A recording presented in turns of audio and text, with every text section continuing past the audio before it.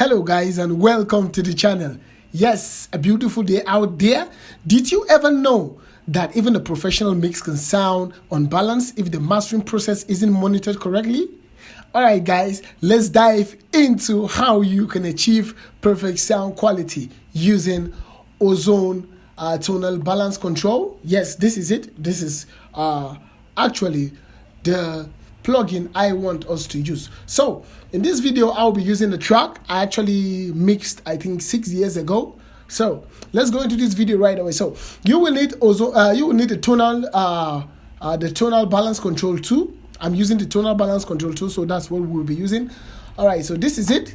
So I will explain a bit of how this works. So as you can see, it has a view. If you come to broad, this is how the view will show you, and if you come to fine, this is how the view will be shown. So and another thing is there are actually, as you can see, some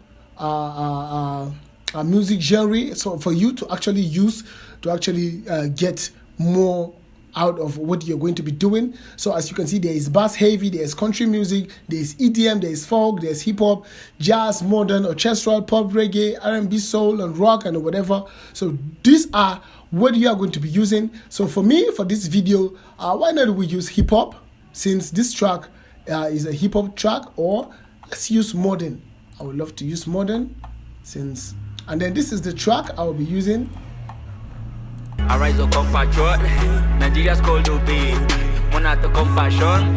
So it's actually a hip hop track. So let's go into this. So as you can see, let's say for example, and one of the things you need to actually do is to actually set your channel well, because it's going to be on the mastering channel. As you can see, let's say for example, this is your mastering channel.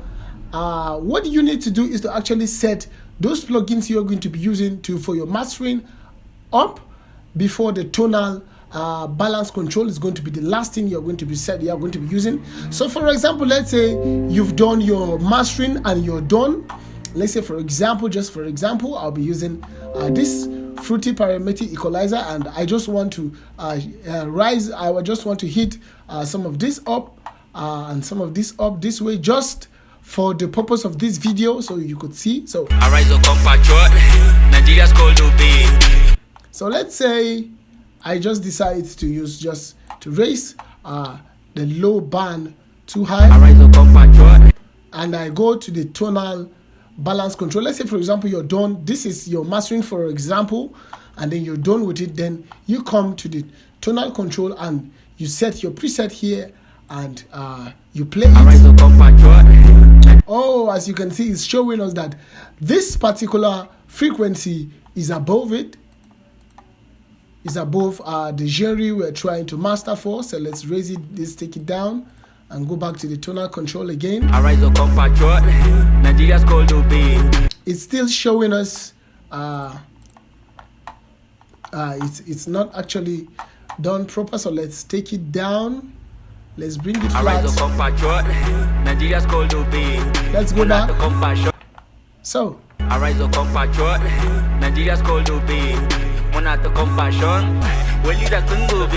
and it's still showing us that something is actually wrong with this track somewhere around here.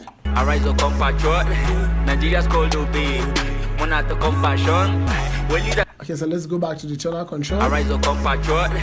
Yes, as you can see, it's in line. And one thing, it's not only about which frequency is actually going out, it's about which frequency is kind of low, as you can see down here, and somewhere around here it shows there is a bit of the frequency that is lacking.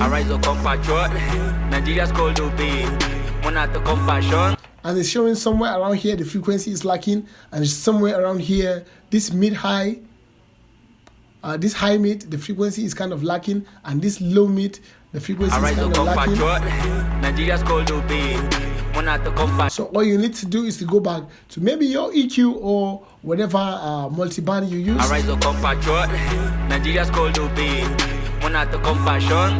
And when you tweak some of those, is going to give you a bit of the leveling, and this is actually good, especially for those who are using home studios. This is actually good for people who use home studios for their work. It's going to give you actual, because your studio is not really properly treated, and maybe people who use headphones for little mixing and mastering. Yeah, as you can see, I've boosted some of the frequencies and it's kind of in the middle. So you could actually use any of this presets. Okay, so for hip hop, as you can see, somewhere around the low mid frequency is kind of going above it. So let's check low mid frequency. Let's bring this down. Let's do it this way.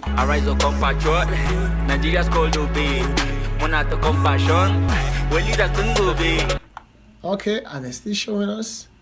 So, and one thing you need to know about this is you actually need to finish mastering before you do this.